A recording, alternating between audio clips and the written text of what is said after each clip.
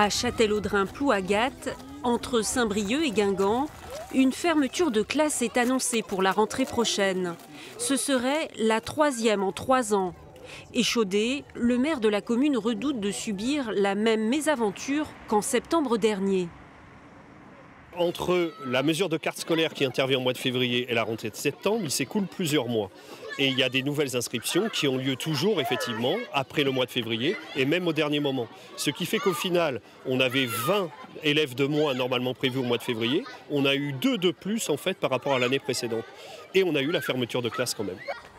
Reste que globalement en Bretagne, le nombre d'enfants entrant dans les petites classes baisse chaque année depuis 5 ans.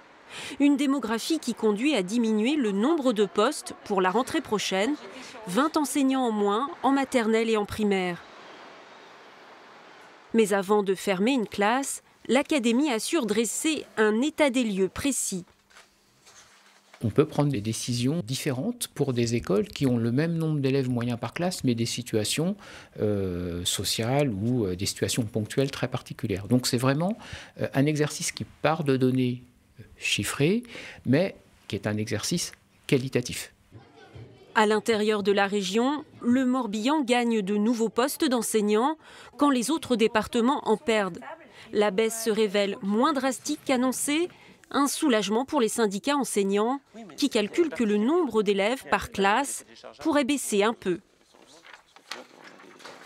Ça s'améliore légèrement. Maintenant, les conditions d'enseignement ne sont plus les mêmes non plus qu'il y a 20 ans. On accueille tous les élèves en situation de handicap, les élèves à besoins éducatifs particuliers, mais ces élèves demandent une attention particulière. Et quand on en a 24, 25, c'est pas pareil que quand on en a une vingtaine ou 18. Un constat partagé à Châtellerault-Plouagat. L'école y accueille quelques enfants ne parlant pas encore le français et une dizaine d'autres en grande difficulté scolaire.